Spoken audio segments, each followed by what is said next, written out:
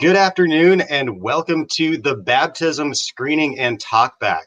I am Cam Argetsinger with the National Center for Civil and Human Rights, and our program today is co-presented by Lincoln Center. We are so happy to have been partnering with them throughout this entire process, and they are the ones who commissioned this work. So we truly hope you enjoy it. Also, a huge thank you to PNC, who is sponsoring the National Center for Civil and Human Rights Black History Programming this month. So thank you, PNC, and thank you, Lincoln Center, for partnering with us in this project.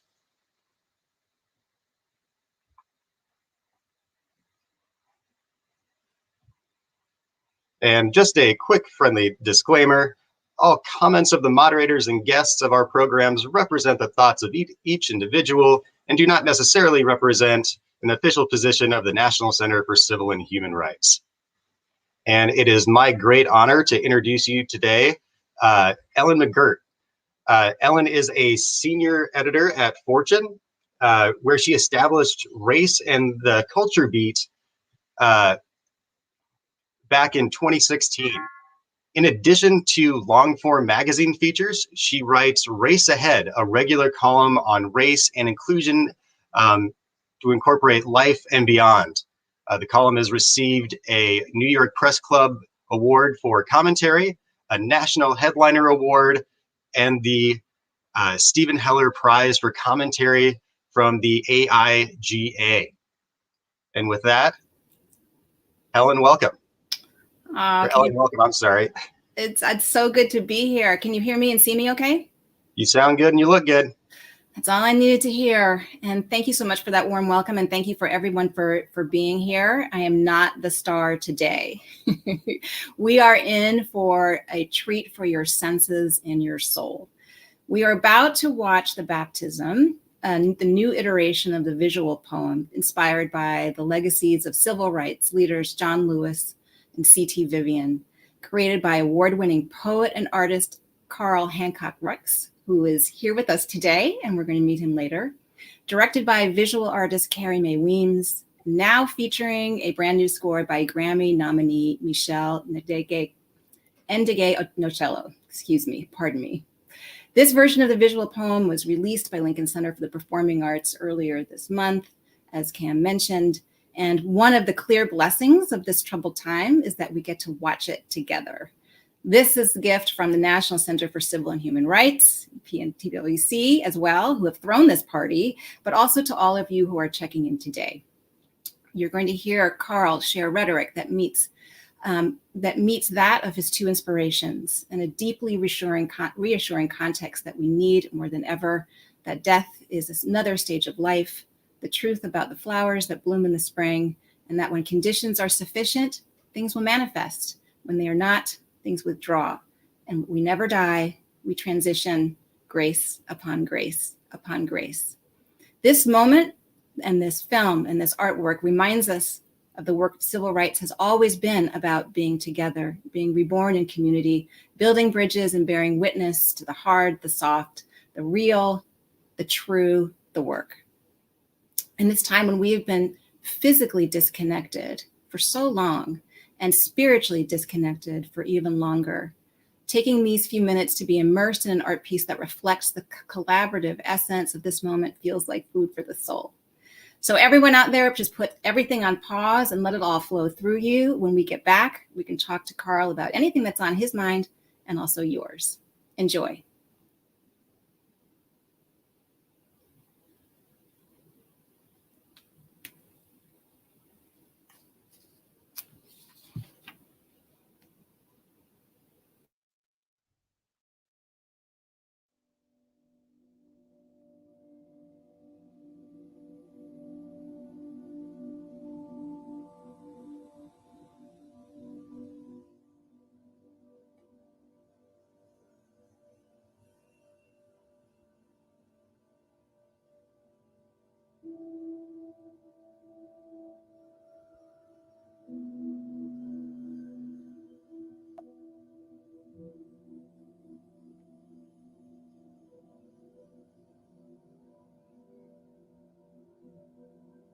The farmer knows Death is another stage of life. Nothing really dies. We transition, like japonica, like quince. The bush blossoms in spring, but some winters buds early with a cold frost. New buds of japonica manifest another generation of flowers. There is a great parable where one asks the japonica flowers, "Are you the same flowers that died in the frost? Or are you different flowers?" And the flowers reply, "We are not the same, and we are not different. When conditions are sufficient, we manifest. And when conditions are not, we go into hiding." It is as simple and it is as complicated as that. When conditions are sufficient, things manifest. When conditions are no longer sufficient, things withdraw. They wait until the moment is right to manifest again. We do not die. We are always becoming. We become air and molecules. As soon as blood circulation and respiration stops, excess carbon dioxide causes an acidic environment, causing membranes in cells to rupture. The membranes release enzymes that begin to nourish themselves on nutrient-rich cells. And these nourished enzymes become many gases of sulfur-containing compounds, and bacteria return to the earth. The microorganisms and bacteria produce an olfactory sense as organ, as muscle, as skin, liquefied, as protest. With all the body's soft tissue decomposes, we become byproducts of our earlier form. We are never born, we never die, we transition. The day of nourishing is here, the lifeblood of transition. One city to the next city, story upon story, house upon house, our wanting always cleaning the air, nourishing the soil of insistence. Every being is a building with music. Grace upon grace upon grace.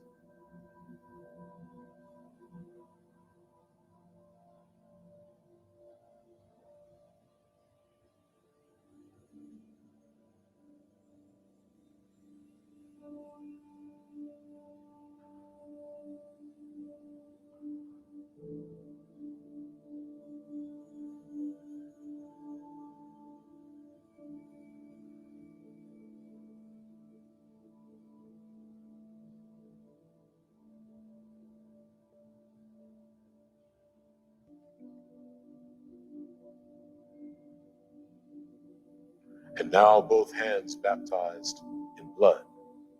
The sharecropper's son, the boy from Boonville.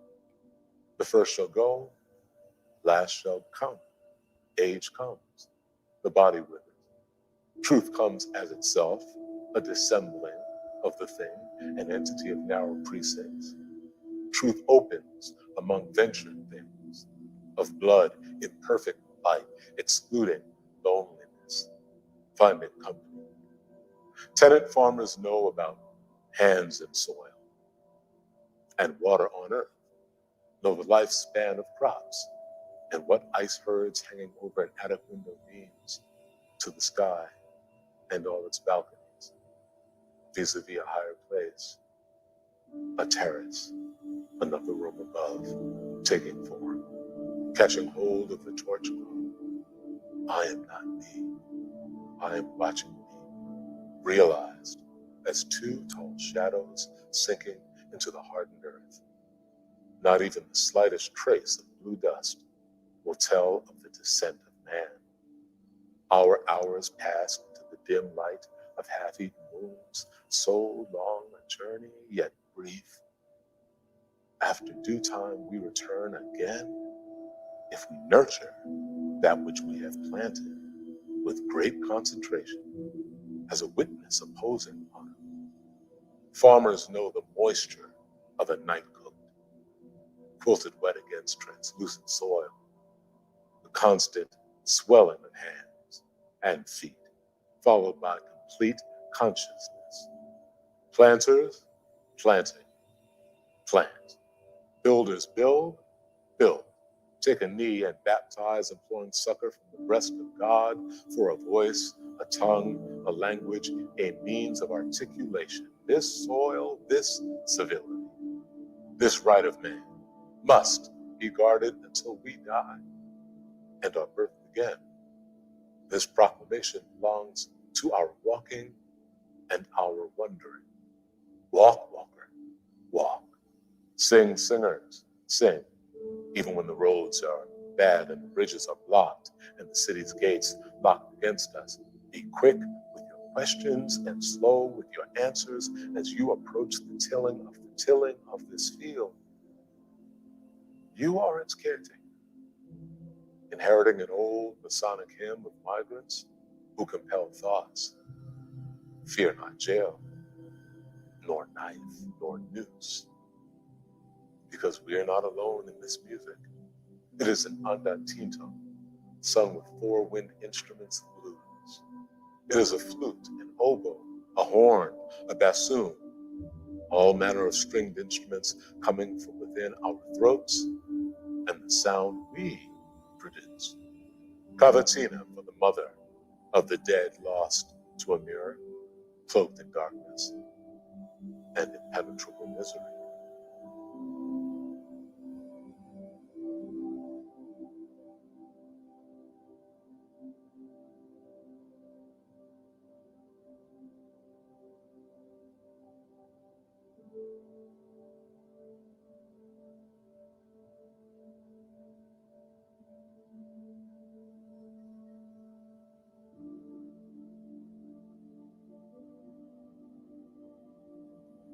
This is the nature of baptism, a thank you of water in coming and with company, with the web of reason entangled to it. Nothing can be wasted. Artistic, cultural, and personal relationships to urbanity and regenerative architecture fosters intellectual, human, and financial capital in restoring and replenishing resources of a historical past, a sustainable present, and a wellspring of future opportunities. Think of these two men as one building. No building is wasted. Regenerative design thinks ahead, where architects must design the future, reverse the damage, and create a net positive impact on the environment at the macro scale of sight. Let the storm water run off the roof of your house and make your house stand beneath the ceiling of our responsibility, a place for permanent dreamers, a crop field for tenant farmers, tenants of their own land and winds. Remember them well, because they are over and over and never die. Almost clear now. Storm winds resolving its fury, sheer stocking of light coming through the floodgates. 2 strokes of copper arching over day spring, almost clear now. Keep on, clouds braiding over the moss basin, shaking the valley, glistening its illusions, everything washed clean, soon, even the soot-stained air. Keep on, keep on, keep on, keep on, keep on, keep on, keep on.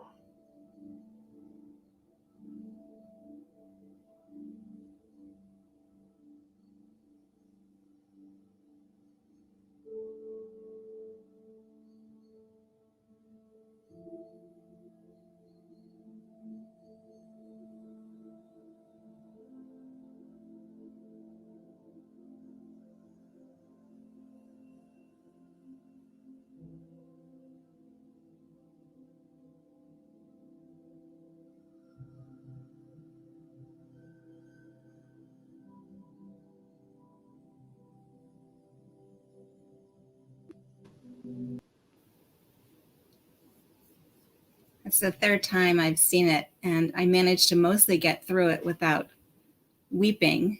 But I was hoping that Carl could unmute and join, and we can talk about this amazing work. There he is in his artist lair. How are you? I'm good. Am I unmuted? Hopefully I am. You are unmuted. You are larger than life. You are beautiful. And welcome. Congratulations on this extraordinary achievement. And I want to ask you a million questions, but I won't.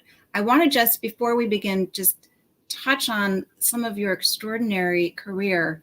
And I know that you are often called a multi-hyphenate of multi-hyphenates. And it's just hard to imagine how much you've accomplished in a short life as a poet, playwright, novelist, essayist, actor, director, singer, songwriter. Your literary Village Voice literary prize-winning pagan operetta, your novel Asphalt, your Obie Award-winning play Talk, 4 CDs. You collaborate in dance, theater, and film, and you can see just this who's who of luminaries that you've worked with. Just some of the it's a beautiful thing to think about a world that recognizes this level of accomplishment and work, and finds ways that you can all collaborate together. So meeting you makes me feel very good about you and the world. So congratulations on all of that. And thank you so much for making the time to be here. Absolutely. Before we dig into this work, I thought it would be smart just to check in with you and see just how are you doing. You know, we're in the middle of this pandemic that operates on so many levels, and just how has it affected you, and how has it affected your work?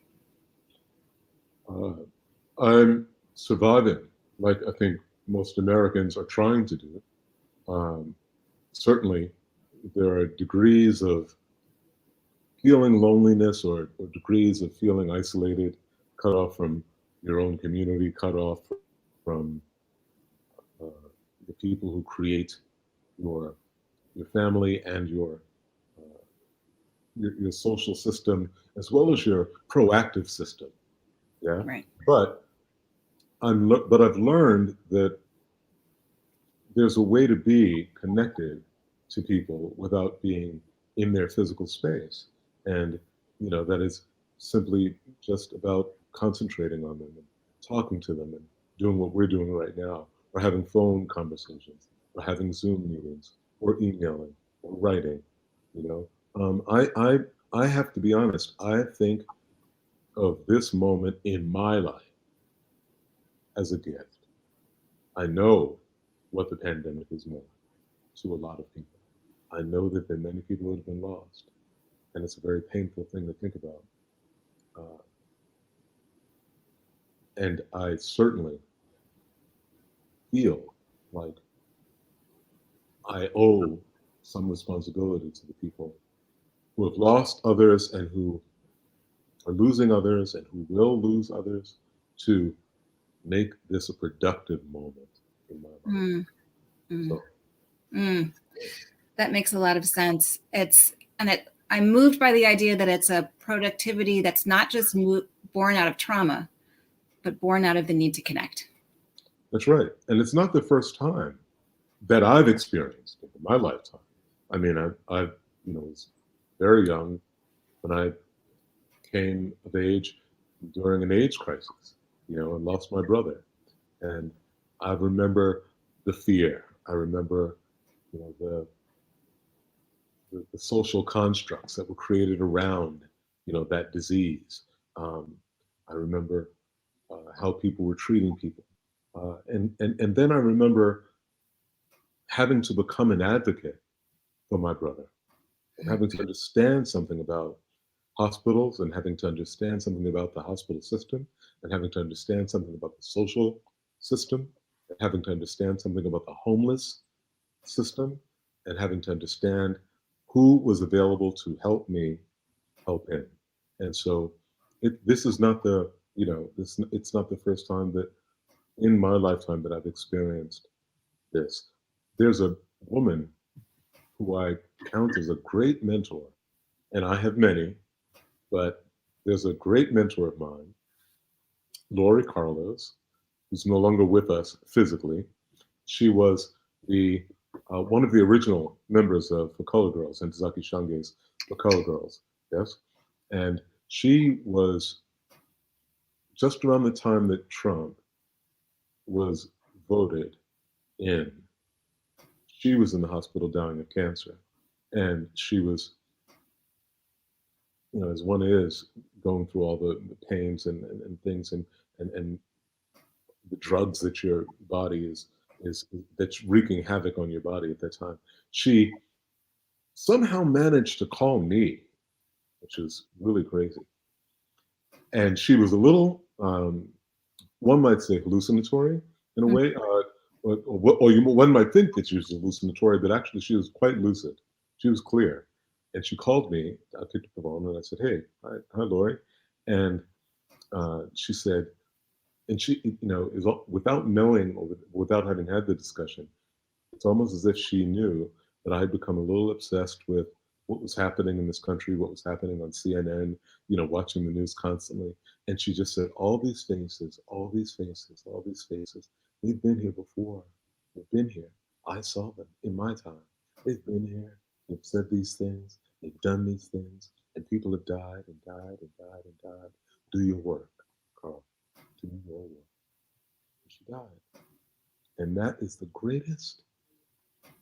was one of the greatest moments that I can remember about the beginning of this administration for me, that I would be able to withstand it and understand it from a different perspective, not being a victim, but actually being an activist.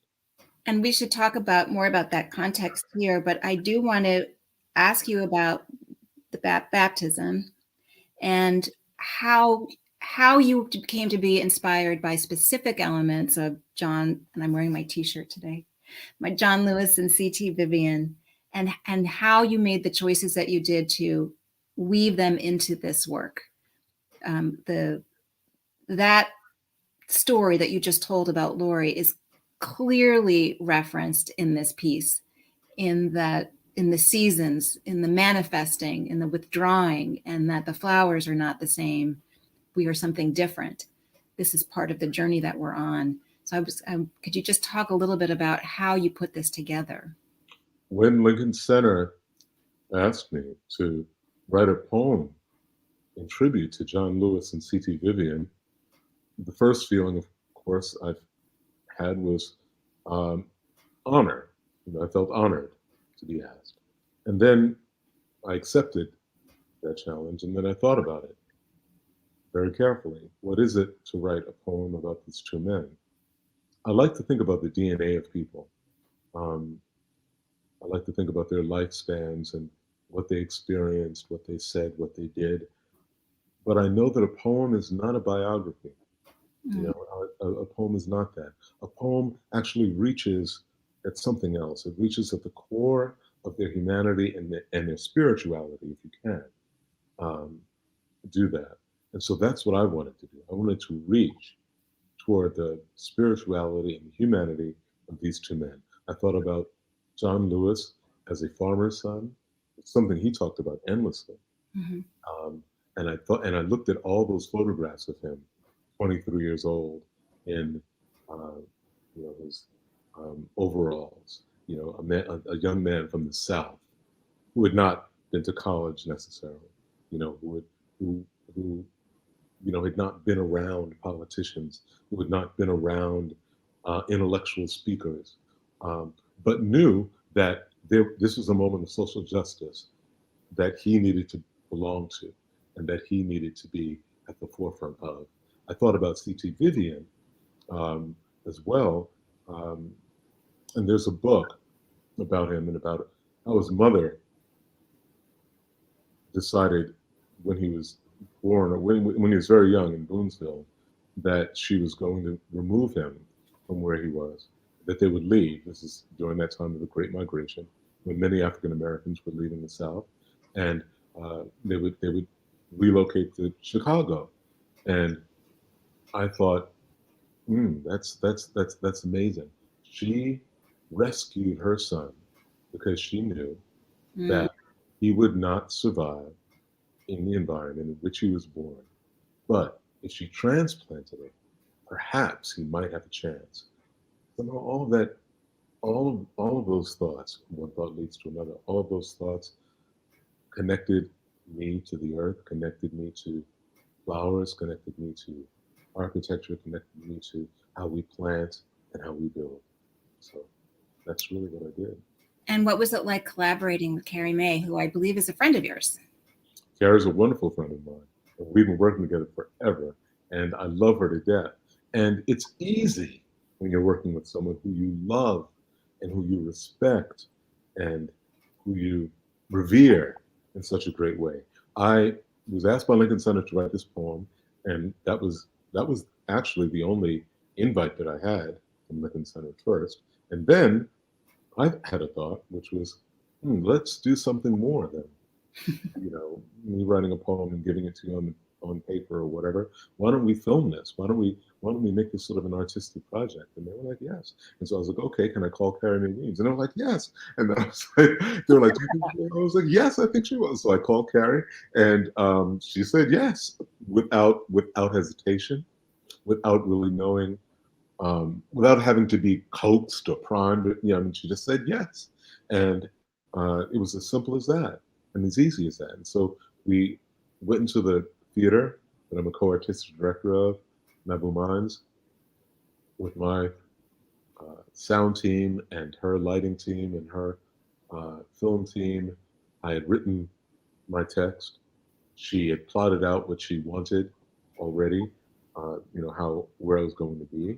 And I recited the work at that table in one room. And then she also brought sets with her. And so she brought some of her photography and things to used another one of our rooms, which is like the white room, and decided that after we'd done about 17 takes in the black room, that we were going to do a few more takes in the white room. And then somehow she would intersperse these or do something with it. I didn't know what she was going to do with the work when she went away, but when I saw it, I was dumbfounded, as I constantly am, by her work and by her imagination and by what I know she understands. So it was an easy process, but it was also the process that I expected. Well, I tell you, this is how multi-hyphenates operate. They're, you're open, curious, kind, generous, and you jump right in. That gets you everywhere you need to go. That's right. You jump right in, and you try hard to jump right in armed, educated. You try to jump right in, with something to say. The problem, I think, with some people is that they jump right in, and we know this through social media. They jump right into a conversation, and they have no information about the history of a thing, and they wind up saying things that offend people and hurt people, and they wind up doing things that offend people and hurt people, or they jump right into positions, even political positions, like the president that we just had. I will say that. Say whatever you want. That's right. You jump right into it. You jump right into a job thinking anybody can do this. I can do this. I'll just bring my sons and my daughters. We don't need any training. We don't really need to have spent any amount of time in policy and public policy, and really we don't need to have talked to everybody to understand what the country needs. We'll just jump right in, and we'll just do it. And then you realize, well, you know what? Jumping right in is not just the thing that you should do. It's what you can do. But jumping right in, armed, ready, educated, having thought about it carefully, having meditated, that's what you should do. So we should draw a line, at least I'd love to hear the line that you draw between the work of the original civil rights leaders, specifically John Lewis and C.T. Vivian, to today. And I think it's easy to make the mistake that people are just jumping right in and putting up some signs, and then suddenly Georgia's turns blue. We have Black Lives Matter. Obviously, we have remarkable organizations working for voter access and rights. Now we have almost a global conversation about equity in policing and beyond. How do you see the through line from the 60s to today, and what strikes you as being special and new this time around? Well, one of the things you said is that it's a global movement. It's that it's a global civil rights movement. I think for the first time in history, there are people in other countries, a huge amount of people in other countries that have actually participated in this movement and decided to take to the streets and to raise their voices. But I don't know that I think that the movements are absolutely different. And what I mean by that, other than the globalization of it, and what I mean by that is that they both come with decades and decades and decades of oppression. You know, I mean, the uprise. I think that's how uprising happens. You know, I think that when you've dealt with something for so long, and your humanity has been stripped away for so long, and even if you stood by and watched the humanity of others stripped away for so long, and you see the names mounting up and mounting up of people who are being killed, black and brown bodies, for so long, you can't do anything else except begin to try to coalesce with somebody else, or try to join a movement. And I think that's what John Lewis did. I think that's what the SNCC organization did. I think that's what a lot of the ministers and the young people and the gospel singers and the activists of the 1960s did. You know, I think that they had an idea. I think they had a mission. I think they got together. I know that they did not completely agree with each other all the time, but what they did agree with each other about was that they needed to be a force that moved the world in another direction. So I see this as one of those moments, a moment in response to atrocity, years and years and years of atrocity. I want to ask about resilience in a second, because I walk that fine line between understanding the context and the history, and it's been like this before, it will be like this again, and wanting it to end somehow. So I bookmark that. But one of the things I wanted to ask you about was the changing nature of leadership in the modern civil rights movement. I think I know that your dad fought in World War II in the segregated army, was even honored and earned recognition. My father did too, did not earn recognition, but you know, he's a product of the Great Migration from a small town in South Carolina, fought in World War II, and the segregated army, came home, couldn't vote. You know, all of those stories live in my DNA. I grew up in Harlem. He worked for the Children's Aid Society. So these were the conversations that were happening in our living room, but they were men leading the conversations, all of them. And this time around, you know, there's women and LGBTQ citizens marching in the streets, and a variety of voices and a new way of organizing leadership that doesn't always match the kinds of soaring rhetoric that you found in the church. I know that C.T. Vivian was a Baptist minister, and so much of the organizing happened there.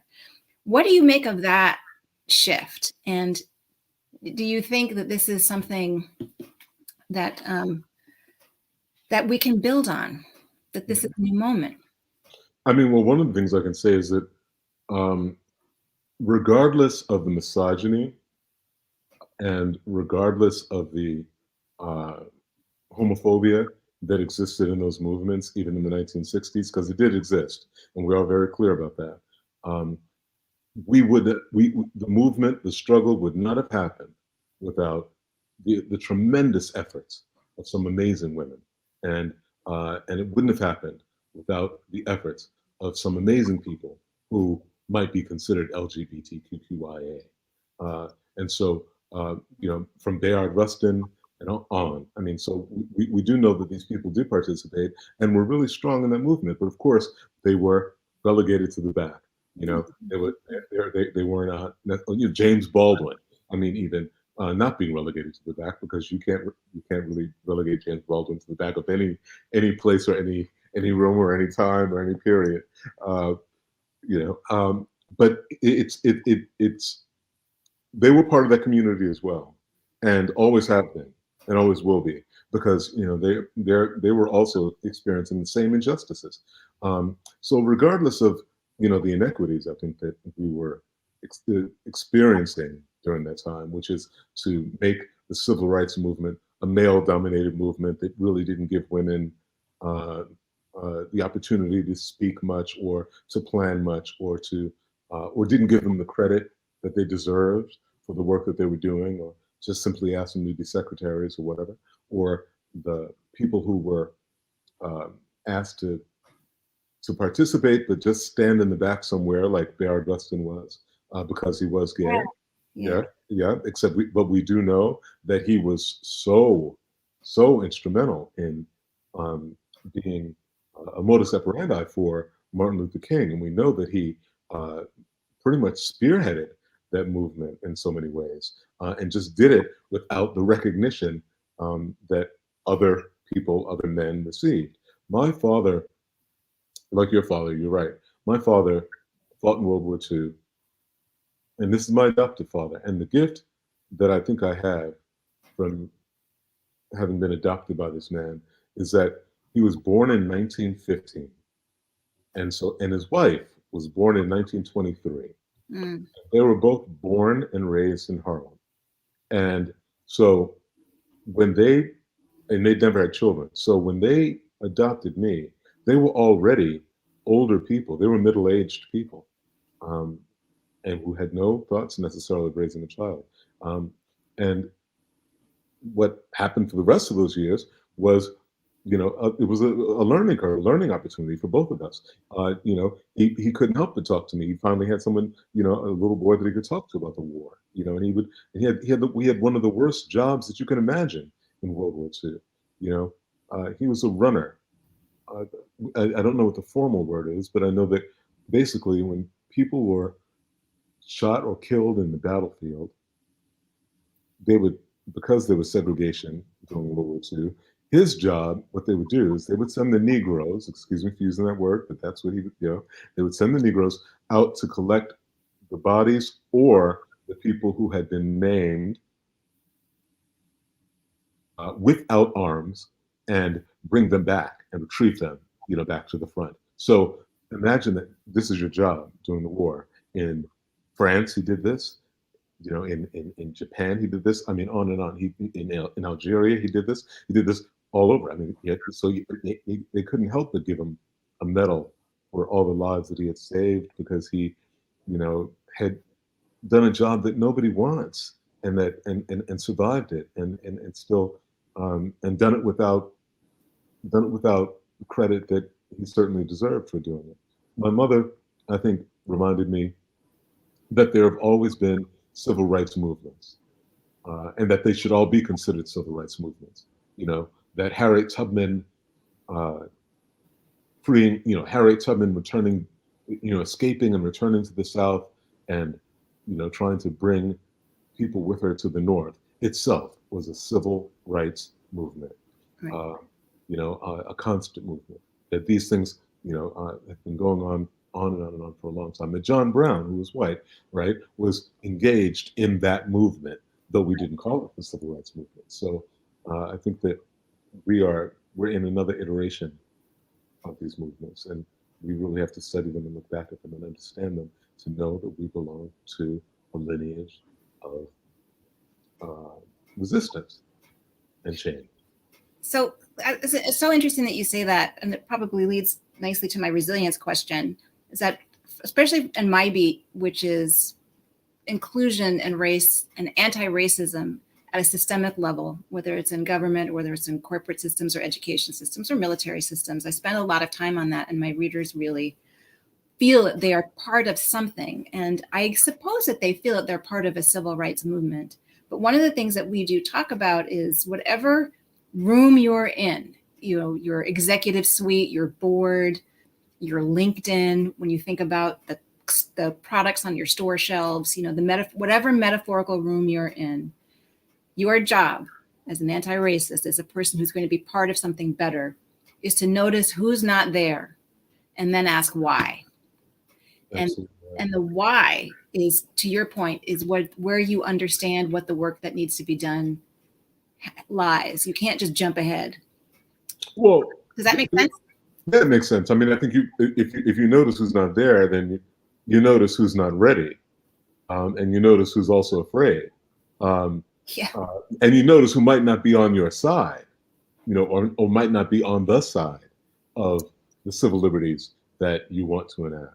So some of those people need to remain not there if they're going to hinder it. There's that great old Christian song, right? Don't if you're gonna, don't hinder me, right? Don't hinder me. Whatever you do, whatever your decision is, just don't hinder me, because I've got a journey, I've got a job to do, I've got a path to walk, I've got a place to go, I've got a call to answer to, and if you don't want to do it, you don't have to do it, but do not hinder me. So I think that we'll always live in societies where there were people who are not there and can't show up for those jobs. But you know what? That's okay.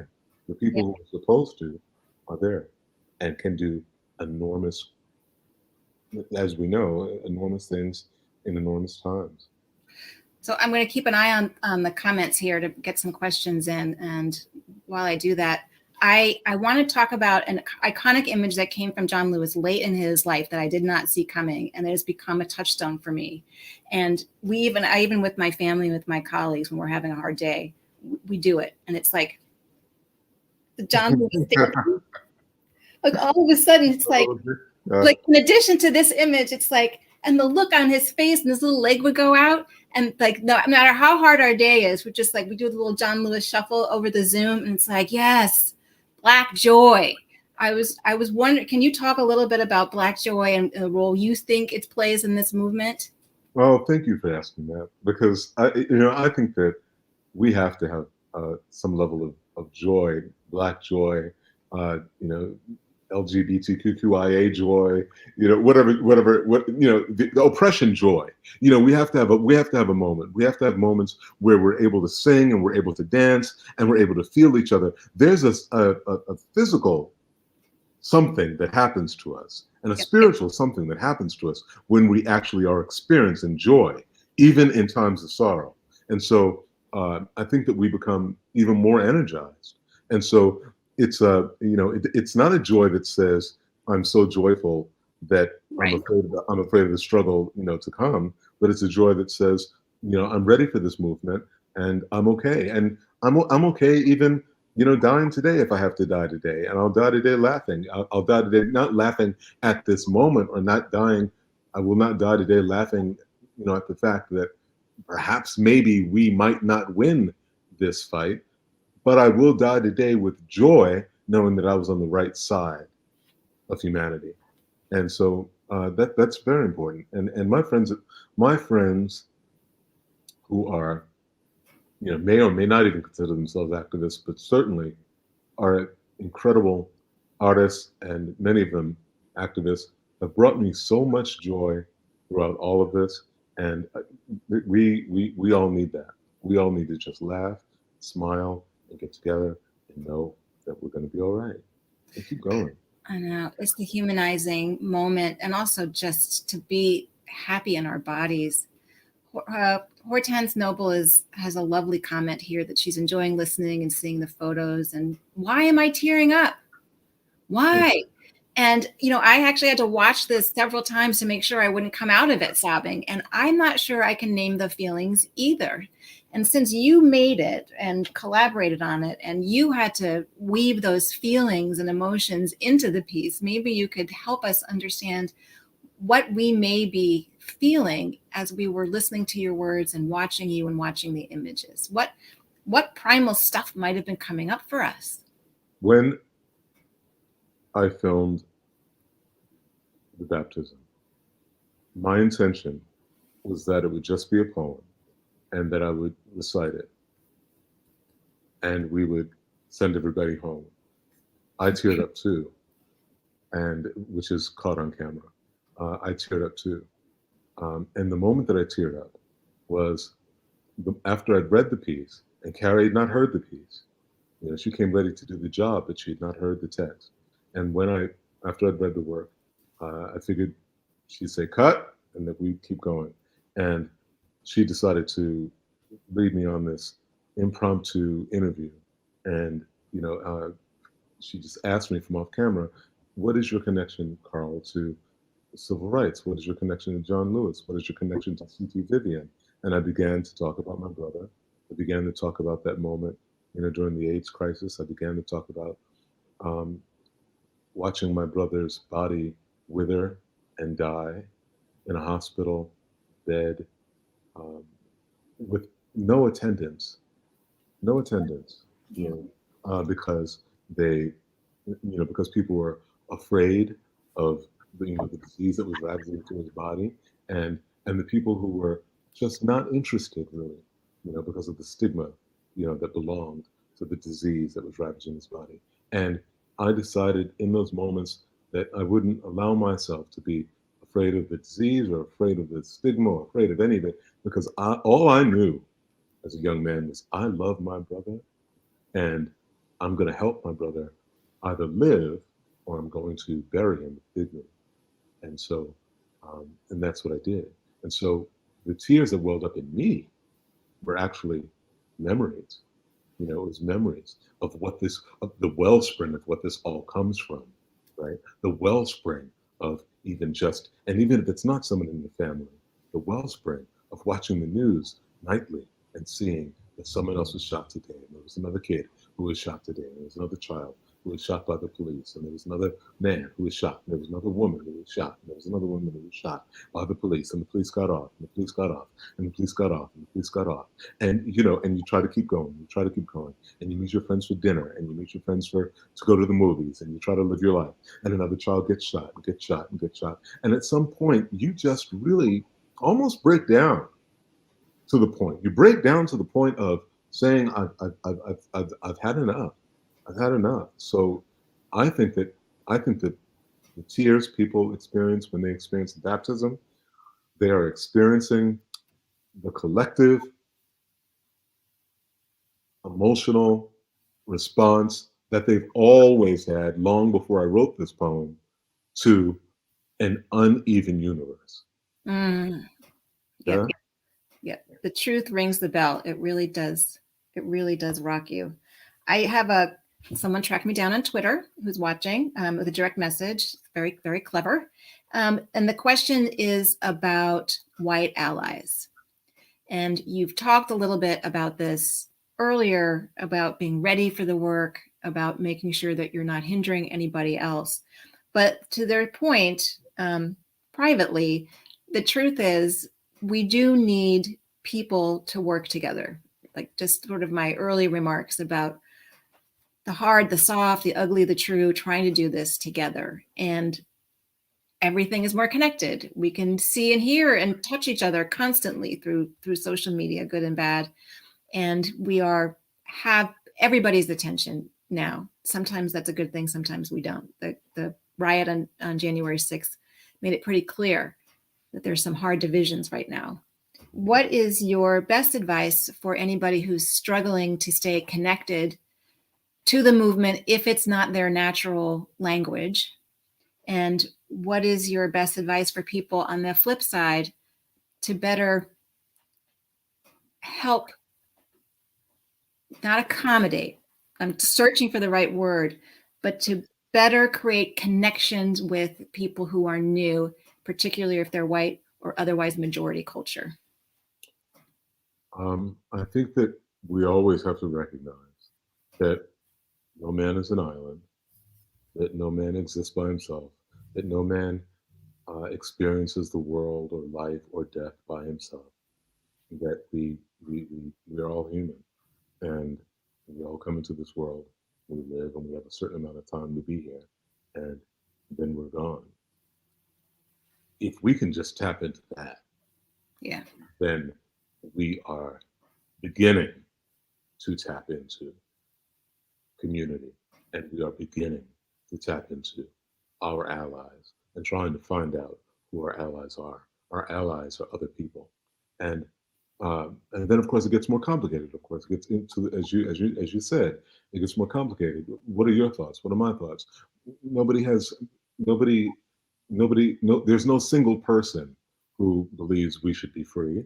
I mean, there's a whole bunch of people who believe that we should be free. There's no single person who believes that they would like to oppress the rest, right? I mean, there's a bunch of people who would like to oppress the rest. So you find your community. You have to find your community, and even without preparation. And again, being reminded of John Lewis, my greatest image of John Lewis, is this man in his overalls. I mean, I see that almost as if I mean, because there he is on the March on Washington or all these places, and he's not suited up in Right. like like all the other people.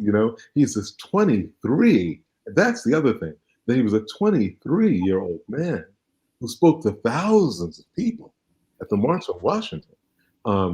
So I don't even know if he knew if he was ready to say what he had to say. I know that he had the opinion that he had, but how frightening must that have been to have been? I know when I was 23.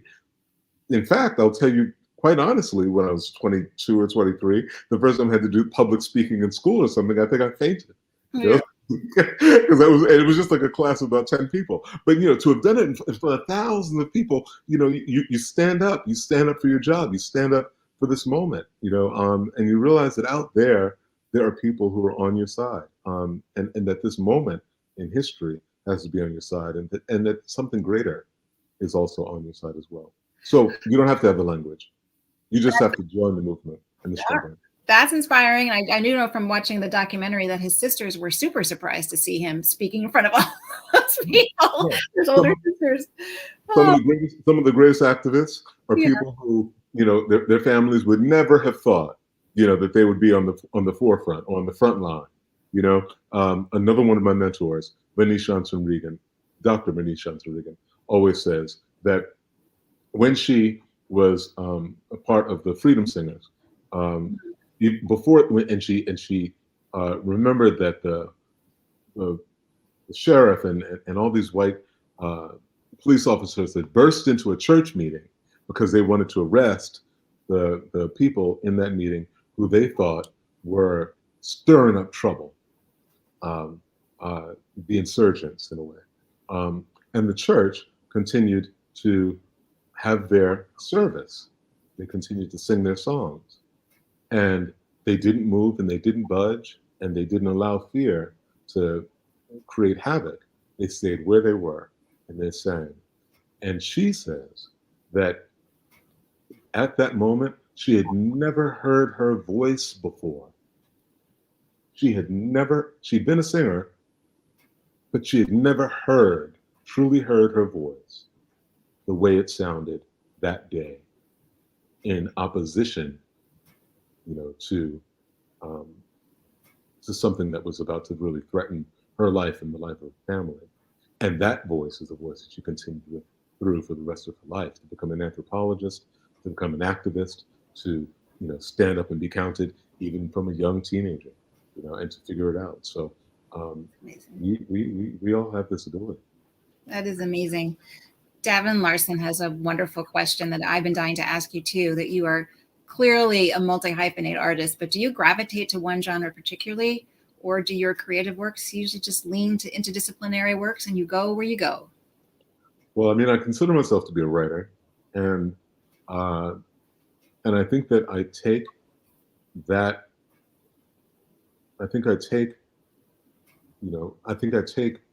what being a writer means to me into every other art form that I express.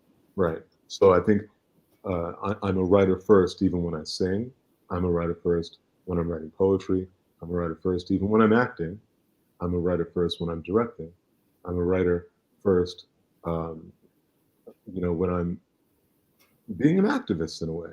I mean, I really think about words on the page, and I really think about the words on the page as my thoughts, and my understanding of the thing, and how I can begin to argue with what I understand or don't understand of a thing.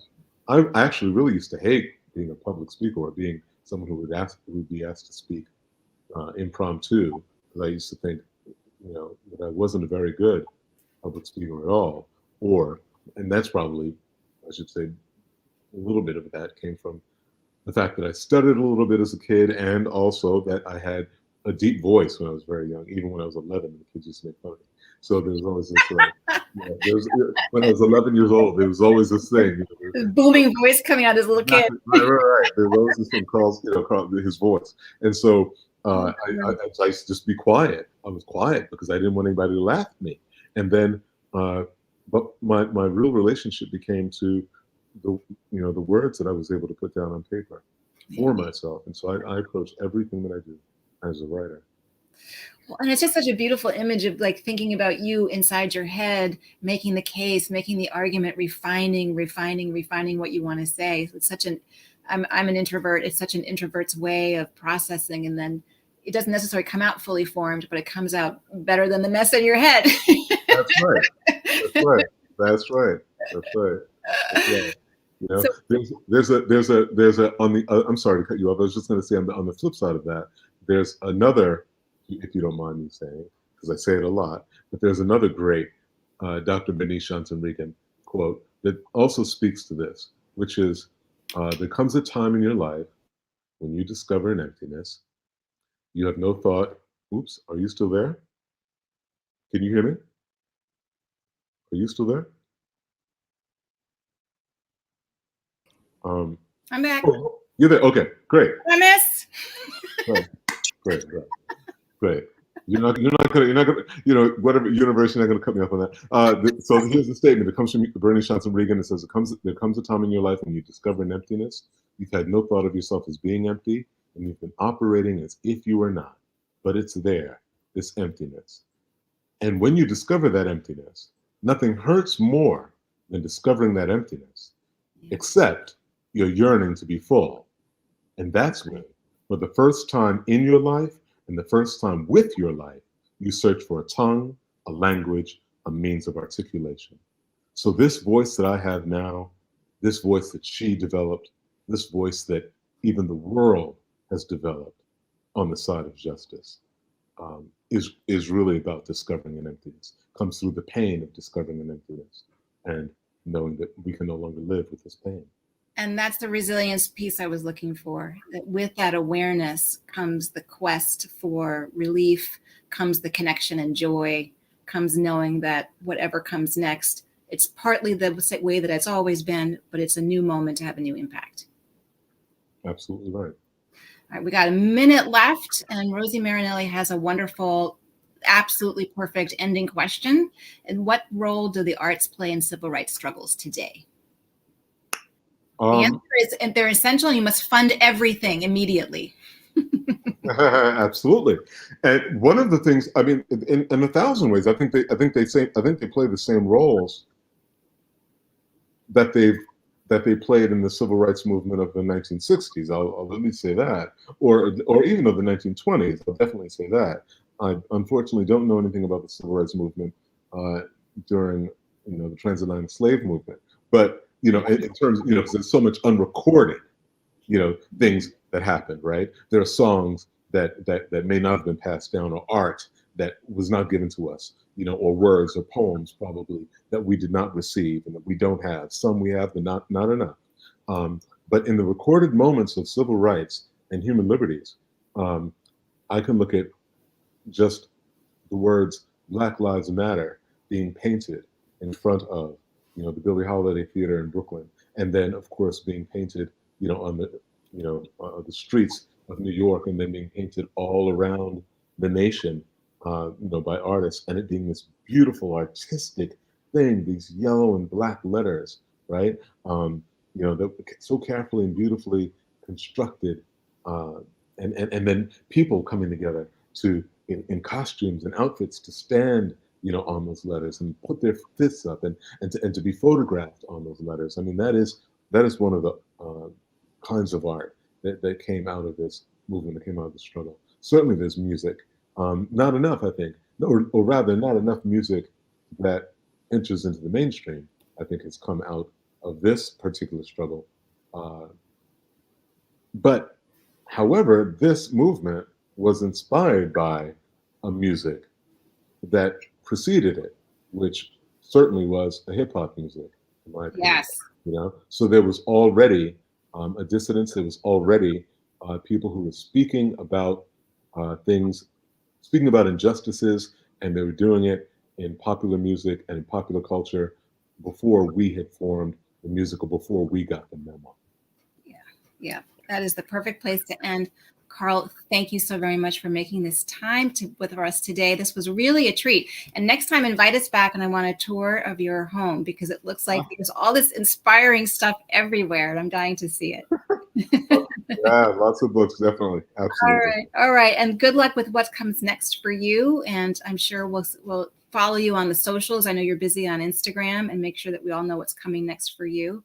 Thank you for everybody for being here, and your kind attention and your fellowship and your wonderful questions, for Lincoln Center, for PNC, and for the National Center for Civil and Human Rights for inviting me to this party.